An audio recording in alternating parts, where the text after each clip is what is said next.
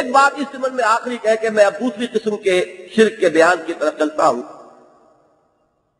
میں نے وعدہ کیا تھا کہ میں عرض کروں گا، حضرت علی رضی اللہ تعالیٰ عنہ کو جو خدا کہا گیا یا ان کو جو پکارا جاتا ہے تکلیف میں اور مصیبت میں، یا علی مدد، تو جس طریقے سے یہ سارا شرک جو ہے یہ حضرت علی رضی اللہ تعالیٰ عنہ کی ذات کے ساتھ ظالموں نے منسلک کر دیا ہے، اس کی ایک مثال تاریخ کے اندر جو ہمیں ملتی ہے اور نوٹ کر لیں۔ یہ اسماعیلی مبلغین جب ہندوستان میں آئے، اب تھوڑی سی بات میں یہ آپ کو بتا دوں کہ اصل میں یہ شیعیت ہی ہے کہ جس کی بہت سی شاخیں ہیں۔ چنانچہ ایک تو ہمارے ہاں جن کو ہم شیعہ کہتے ہیں عام، وہ ہے اثنا عشری، 12 اماموں کے ماننے والے۔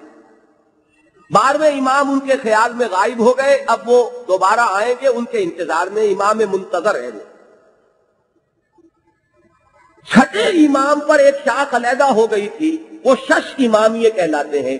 6 امام کامن ہیں ان کے اور ان کے درمیان۔ اس کے بعد وہ اسماعیل جو بڑے صاحبزادے تھے، ان سے ایک شاخ علیحدہ ہو گئی، وہ شش امامیہ کہلاتے ہیں۔ ان میں بھی آگے چل کر 2 شاخیں ہو گئیں۔ ایک شاخ کے 32ویں امام غالباً غائب ہو گئے، پھر جس طرح ادھر 12ویں غائب ہوئے تھے، تو وہ تو ہے ہمارے ہاں جو بورے ہیں، وہ طاہر سیف الدین جن کا انتقال ہو گیا، اور برہان الدین ہے اب بامبے میں جو رہتے ہیں، وہ ان کے مذہبی پیشوا ہیں۔ وہ امام نہیں کہلاتے، وہ داعی کہلاتے ہیں، وہ امام نہیں، امام ان کے بھی غائب ہیں۔ اور ایک شاخ جو ہے شش امامیہ کی، وہ یہ اسماعیلی ہیں، ان کے کہنے کے مطابق ان کی امامت کا سلسلہ چل رہا ہے اس وقت۔ ان کے یہ کریم آغا خاں ان کے امام حاضر ہیں، ان کے امام غائب نہیں ہوئے، وہ تسلسل کے ساتھ معاملہ چلا آ رہا ہے، اور وہ امام معصوم مانتے ہیں۔ یہ ہے اسماعیلیت۔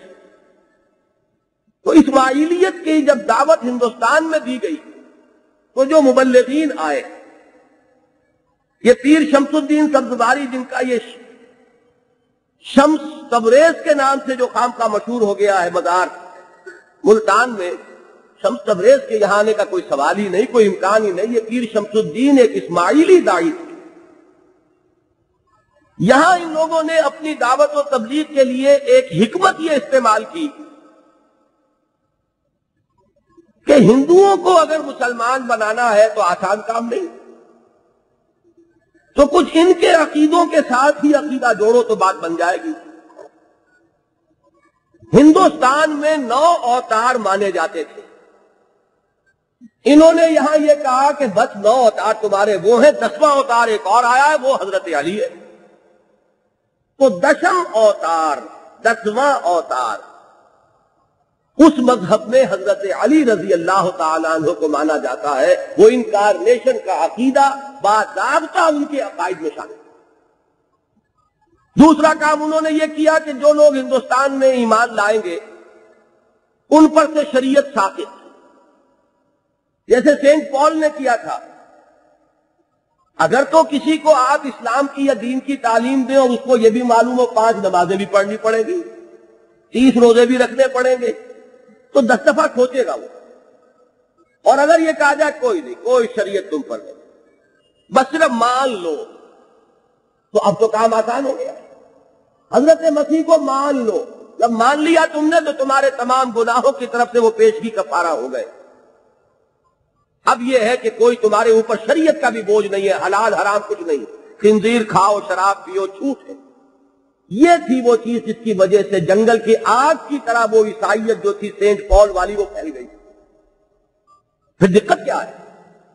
ان کے ہاں پہلے سے جو مشرکانہ عقائد تھے وہی عقائد انہوں نے لے لیے، وہ تشریح اپنی بنا لی، حضرت مسیح علیہ السلام کو خدا کا بیٹا قرار دے کر ان کے اذہان سے اپنے مذہب کو جوڑ دیا۔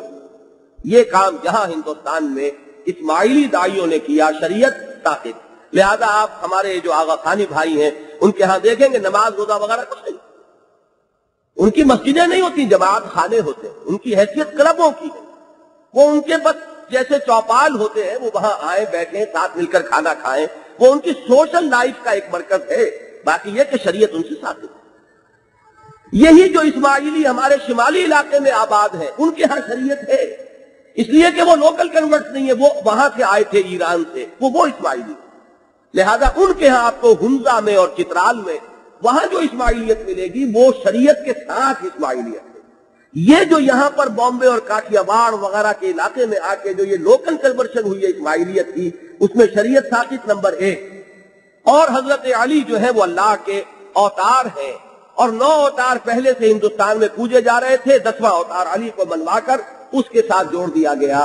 تو یہ پھر ایک چیز بطور مثال لے آئیے کہ حضور نے جو فرمایا تھا کہ اے علی تمہارے ساتھ بھی وہی ظلم ہوگا جو مسیح کے ساتھ ہوا تھا علیہ الصلوۃ والسلام، کہ ایک گروہ ان کے عقیدت اور محبت کے غلو میں اتنا آگے گیا کہ اس نے خدا کا بیٹا بنا دیا، اور ایک ان کی دشمنی میں اتنا ایک انتہا کو پہنچا کہ سولی پر چڑھا کر اس نے اپنی حد تک دم لیا۔